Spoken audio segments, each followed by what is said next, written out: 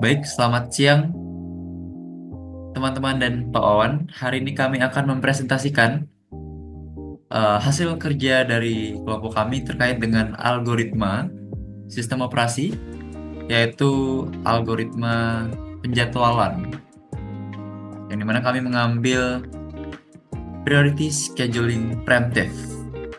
Jadi, priority scheduling preemptive adalah algoritma penjadwalan dalam sistem operasi yang mengeksekusi proses berdasarkan prioritasnya. Proses dengan prioritas lebih tinggi dapat menghentikan sementara atau di-preempt proses lain yang sedang berjalan. Saya, Marcelinus Dewadaru dengan NIM 2313012 dan rekan saya Wirda Artamevia dengan NIM 2313015 akan menjelaskan priority scheduling preemptive. Maka dari itu, selamat menyaksikan.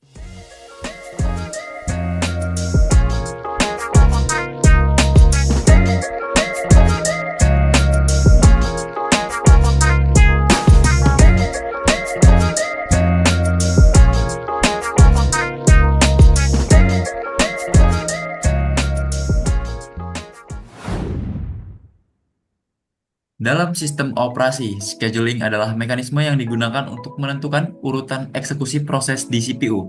Algoritma scheduling memainkan peran penting dalam mengatur bagaimana setiap proses mendapatkan akses ke CPU dengan efisien.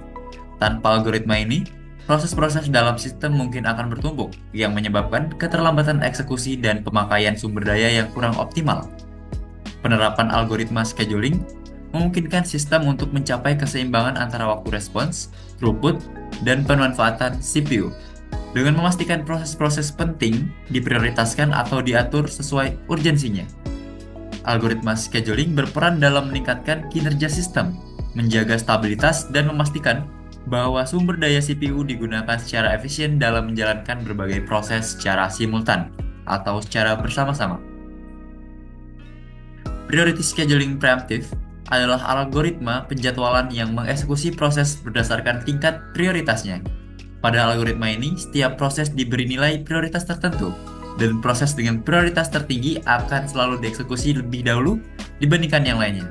Dalam versi preemptive, algoritma ini memungkinkan proses dengan prioritas tinggi untuk menginterupsi atau menghentikan sementara proses yang sedang berjalan jika proses baru dengan prioritas lebih tinggi masuk.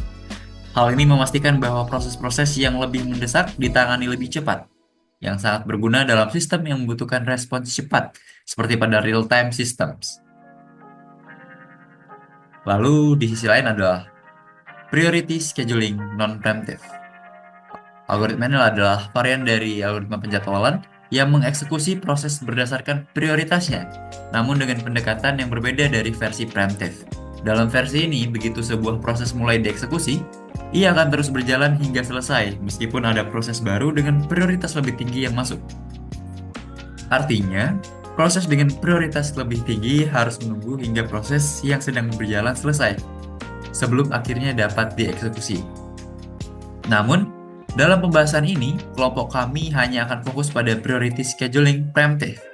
Versi preemptive lebih sesuai untuk kebutuhan kami karena memiliki fleksibilitas untuk menangani proses prioritas tinggi secara langsung dengan menginterupsi proses yang sedang berjalan, yang relevan untuk sistem yang membutuhkan respons cepat.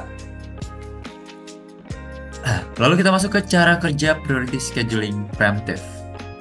Cara kerja algoritma ini adalah bekerja dengan cara selalu memberikan prioritas eksekusi kepada proses dengan nilai prioritas tertinggi yang ada dalam antrian. Ketika proses baru masuk ke antrian dengan prioritas yang lebih tinggi daripada proses yang sedang berjalan, sistem akan menghentikan sementara atau preempt proses yang sedang berjalan dan memberi CPU kepada proses dengan prioritas tinggi tersebut.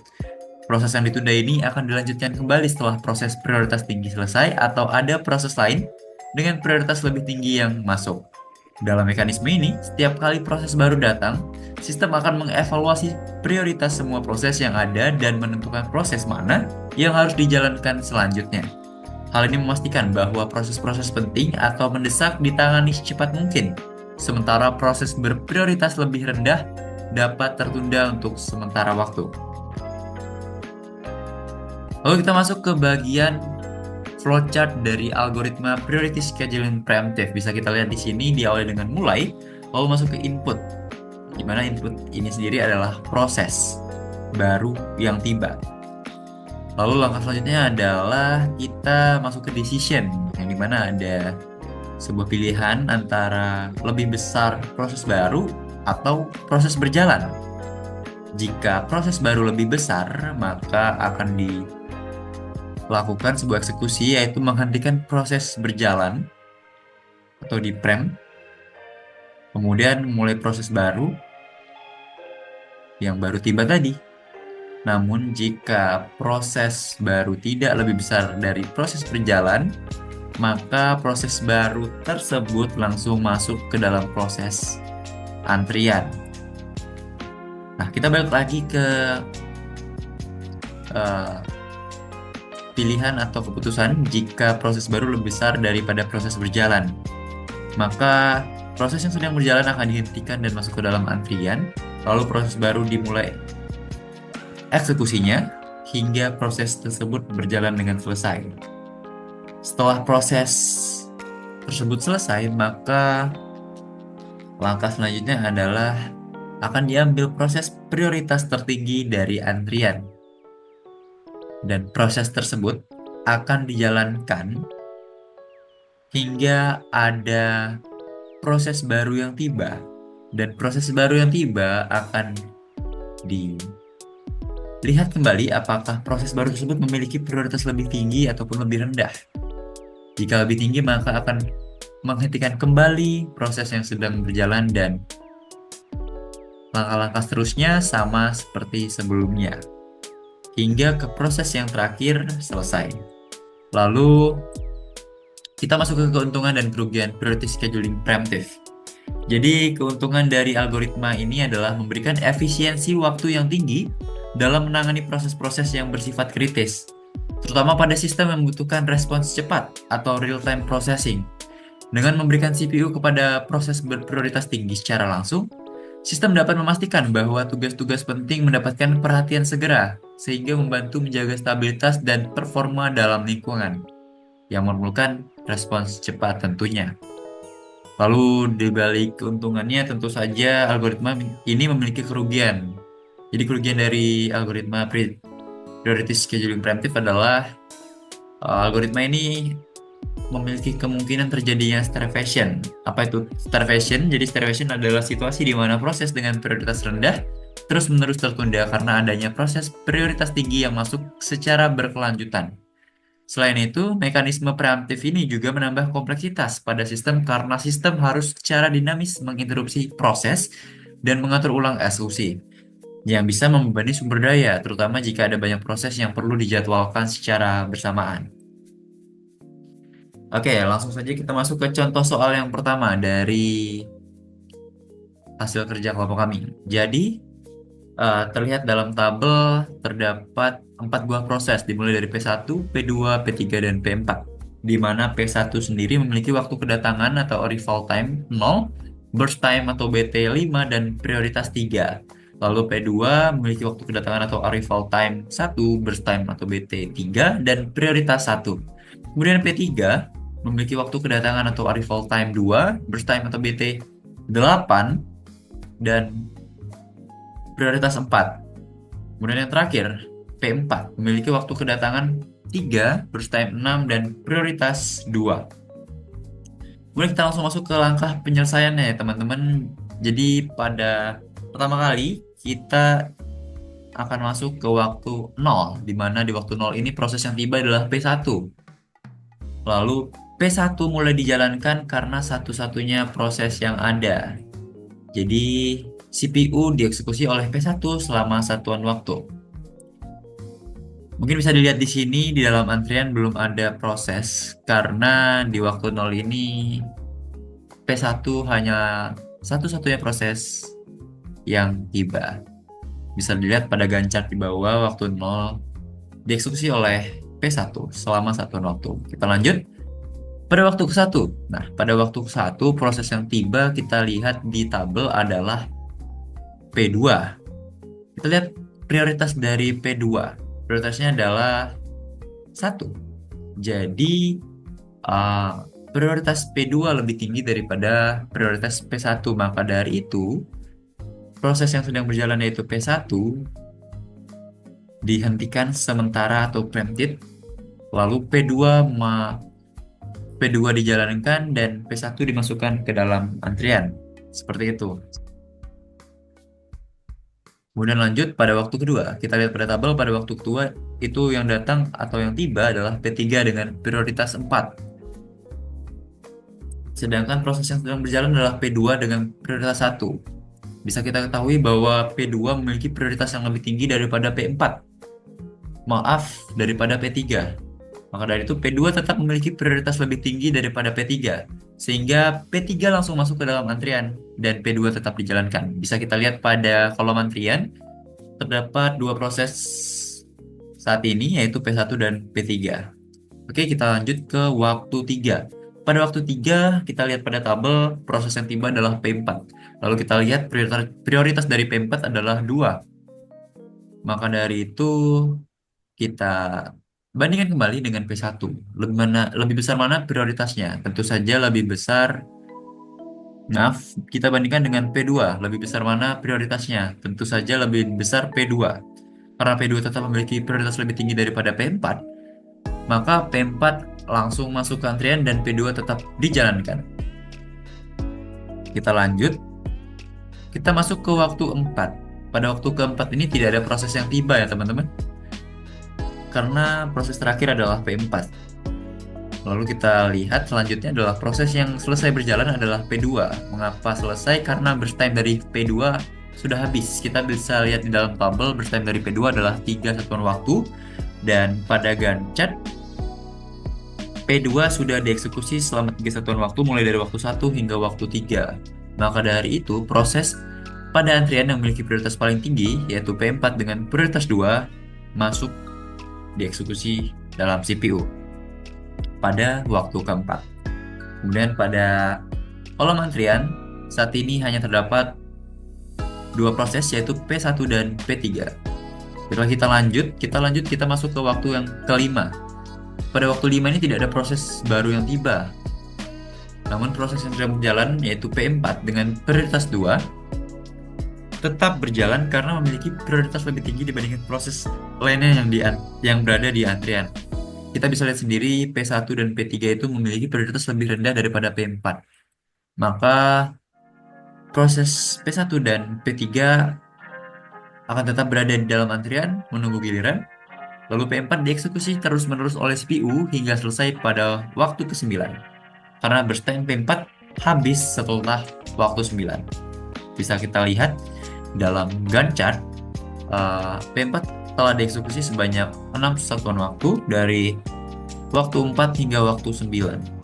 Karena burst time dari P4 bisa kita lihat pada tabel memiliki 6 satuan waktu. Oke, kita lanjut masuk ke waktu 10. Proses yang selesai sebelumnya yaitu P4 selesai pada waktu 9. Lalu proses yang dieksekusi dari antrian, kita lihat pada antrian tadi terdapat dua proses yaitu P1 dan P3. Maka kita bandingkan lebih besar mana atau lebih tinggi mana prioritas dari antara dua proses tersebut. Tentu saja lebih tinggi dari proses 1 ya, P1 dengan memiliki prioritas 3, sedangkan P3 memiliki prioritas 4. Maka yang berada saat ini di antrian proses adalah P3 menunggu giliran, sedangkan yang dieksekusi oleh CPU adalah P1 dengan sisa burst time 4 satuan waktu. Lalu P1 dijalankan dari waktu 10 hingga 13. Pada waktu 13 burst time P1 habis dan proses P1 selesai dieksekusi. Oke, kita masuk ke waktu 14 hingga 22. Maaf, saya agak ada kesalahan penulisan di sini. Jadi proses yang selesai sebelumnya adalah P1 selesai pada waktu 13. Proses yang dieksekusi adalah P3 dengan prioritas 4. Ini adalah satu-satunya proses yang tersisa di antrian, maka langsung masuk ke eksekusi CPU. Jadi antrian proses sekarang tidak ada proses lagi yang berada di kolom menunggu giliran. Jadi eksekusi CPU sekarang dijalankan oleh P3 pada waktu 14. Burst time P3 adalah 6 satuan waktu. Sehingga P3 dijalankan terus-menerus dari waktu 14 hingga waktu 22. Pada waktu 22, burst time P3 habis dan proses P3 selesai dieksekusi. Lalu kita masuk ke penjelasan perhitungan ya teman-teman. Kita mulai dari P1. Jadi di sini terdapat 3 variabel. Yang pertama itu adalah completion time atau CT, lalu turnaround time atau TAT, dan waiting time atau WT. Jadi completion time dari P1 adalah 13 karena proses P1 selesai dieksekusi pada waktu 13. Kemudian dilanjutkan dengan turnaround time atau TAT. Dari P1 bisa kita lihat rumusnya adalah completion time dikurang arrival time, yang dimana completion time dari P1 adalah 13 dan arrival time adalah dari P1 adalah 0, maka 13 dikurang 0 menghasilkan nilai 13. Jadi total waktu sejak proses tiba hingga selesai adalah 13. Kemudian waiting time atau WT, dimana perhitungannya menggunakan rumus turnaround time dikurangi dengan burst time. Turnaround time dari P1 adalah 13 dan burst time dari P1 adalah 5, maka 13 dikurang 5 adalah 8. Jadi proses P1 menunggu selama 8 satuan waktu sebelum dan di antara eksekusi.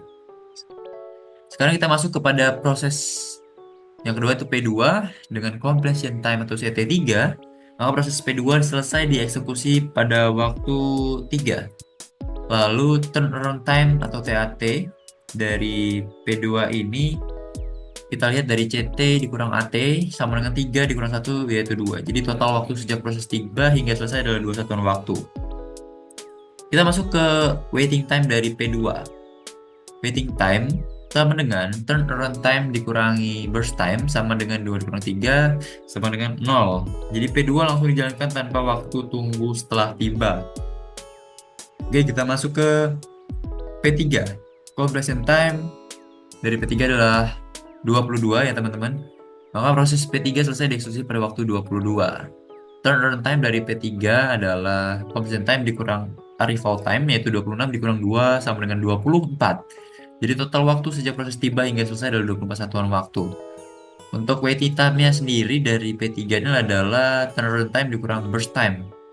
24 dikurang 8 sama dengan 16. Jadi proses P3 menunggu selama 16 satuan waktu sebelum mendapatkan giliran eksekusi.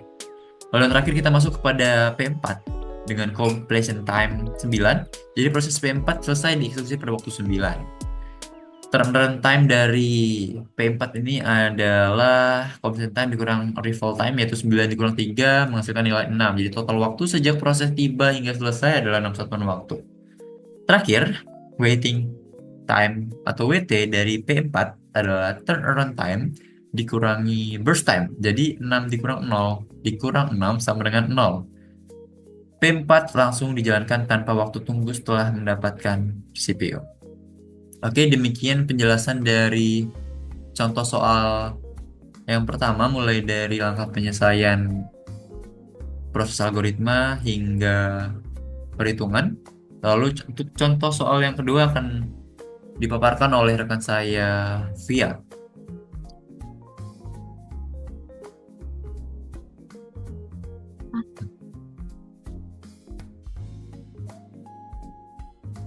Pada contoh soal nomor 2, terdapat 4 proses, yaitu P1, P2, P3, dan P4.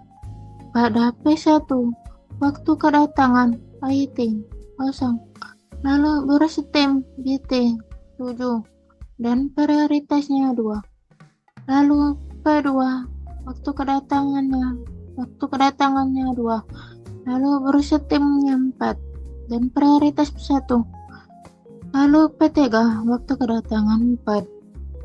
Lalu berstemnya 1 dan prioritas 3. Lalu proses P4, waktu kedatangan 5, berstem 2 dan prioritas 4.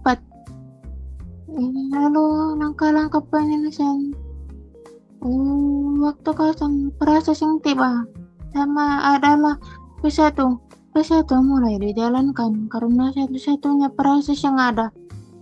CPU dieksekusi oleh P1 selama 1 satuan waktu. Waktu 1 adalah tidak ada proses yang tiba. P1 tetap dijalankan karena satu-satunya proses yang ada. CPU dieksekusi oleh P1 selama satu satuan waktu.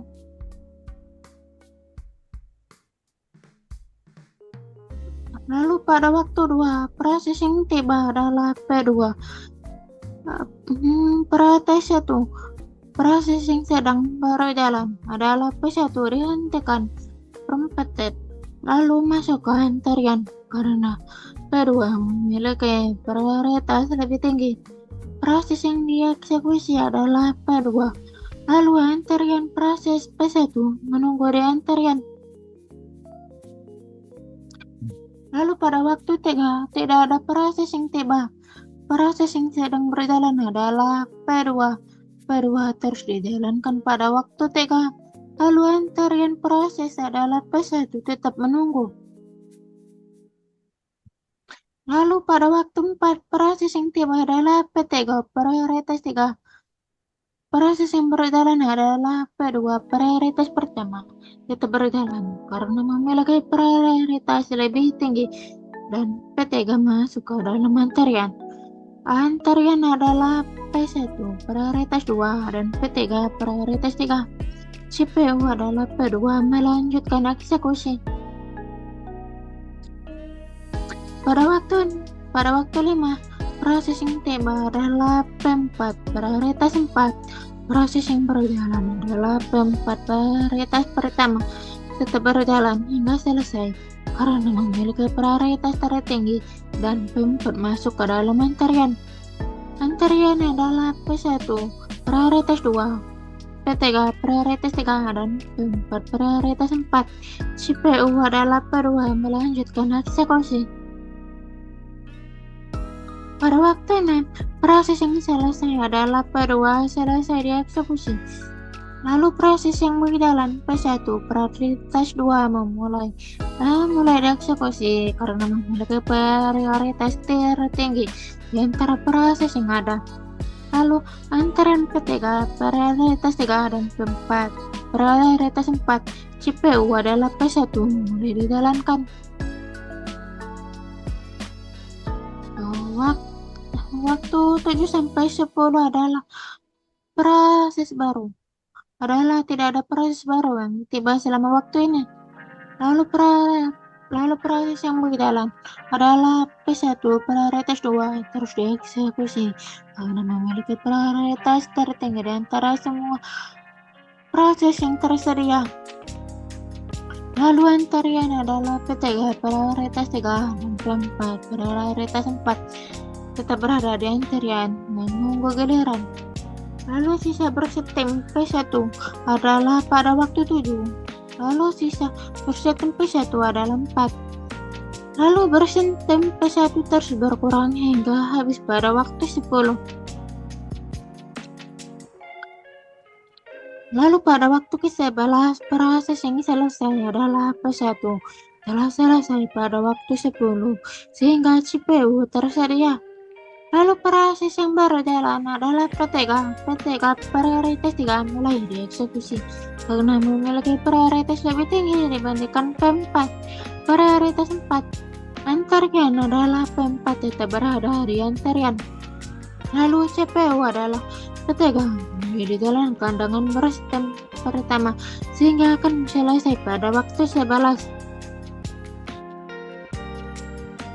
Lalu pada waktu 12 proses yang selesai adalah P3 selesai dieksekusi pada waktu 11. Lalu proses yang berjalan P4 prioritas 4 mulai dieksekusi karena merupakan satu-satunya proses yang tersisa di sistem. Lalu antrian adalah tidak ada proses lain di antrian. Lalu CPU P4 mulai dijalankan dengan proses sistem 2 sehingga akan selesai pada waktu 13.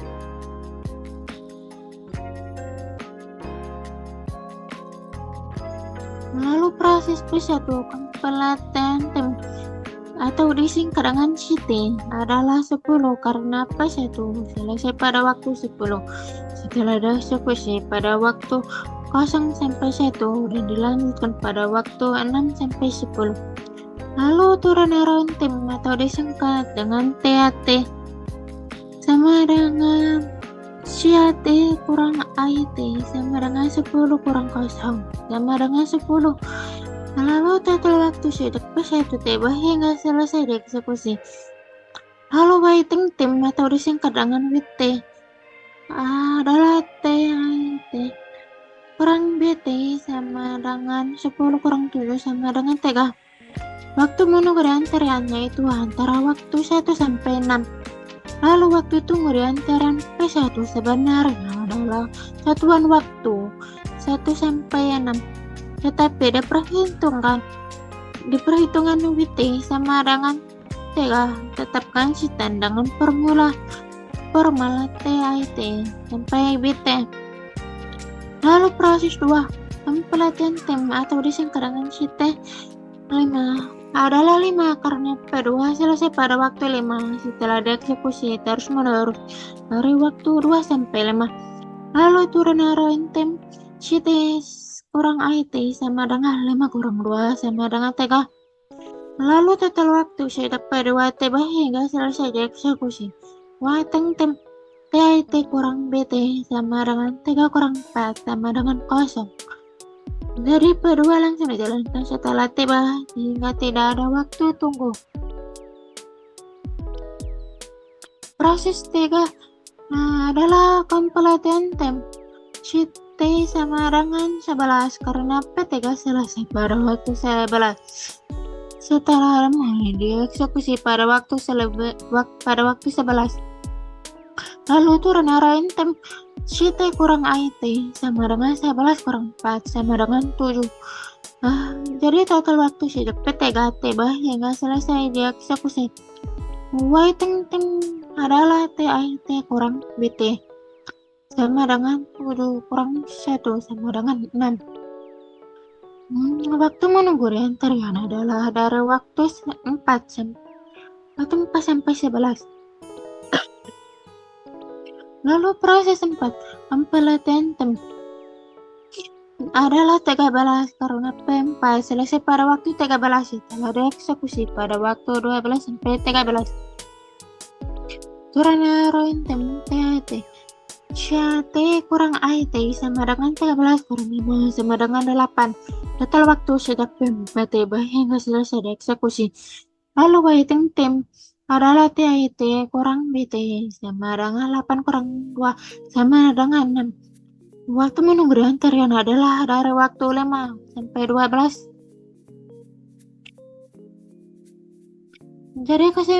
Jadi kesimpulannya adalah algoritma PRT kadang preventif adalah metode yang efektif dalam menangani proses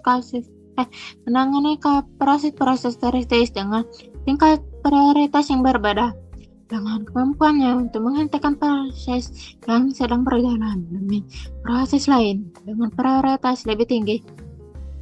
Algoritma ini memungkinkan sistem untuk merespon kebutuhan mendesak dengan cepat dan memastikan proses-proses penting mendapatkan perhatian utama. Ini menjadikan ideal untuk digunakan dalam sistem real time atau sistem kritis di mana proses tertentu harus segera dieksekusi begitu muncul. Baiklah, terima kasih atas perhatiannya. Sekian presentasi dari kelompok kami terkait dengan materi algoritma priority scheduling preemptive. Jadi pesan terakhir adalah algoritma priority scheduling preemptive adalah pilihan tepat ketika kebutuhan sistem mengharuskan proses-proses kritis ditangani lebih dahulu, dengan kompromi pada potensi penundaan untuk proses yang kurang prioritas. Mohon maaf bila ada salah kata maupun perbuatan. Sekian dan terima kasih. Dadah.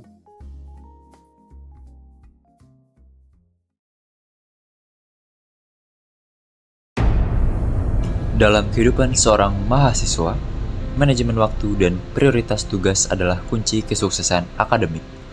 Tapi, bagaimana caranya kita mengatur berbagai tugas yang datang dengan tingkat kepentingan berbeda? Disinilah algoritma penjadwalan priority scheduling preemptive berperan. Setiap tugas memiliki prioritas tertentu. Semakin mendesak atau penting tugas tersebut, semakin tinggi prioritasnya. Ketika mahasiswa sedang mengerjakan tugas dengan prioritas lebih rendah, dan tiba-tiba ada tugas mendesak dengan prioritas lebih tinggi, tugas yang sedang dikerjakan harus dihentikan sementara. Mahasiswa perlu beralih untuk menyelesaikan tugas prioritas tinggi terlebih dahulu. Vin, kamu lagi buat tugas apa? Lagi buat tugas pertemuan 6. Oh, kita itu ada tugas pertemuan 5. Jadi kita harus buat tugas ini dulu. Oh iya. Iya, udah kita kerjain bareng yuk.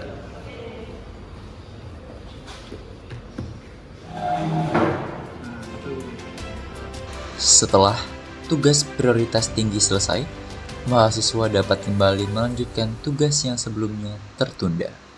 Dengan penjadwalan priority preemptive, mahasiswa bisa mengelola tugas-tugas dengan efektif, memastikan tugas yang paling mendesak ditangani lebih dulu tanpa melupakan tugas lain yang juga penting.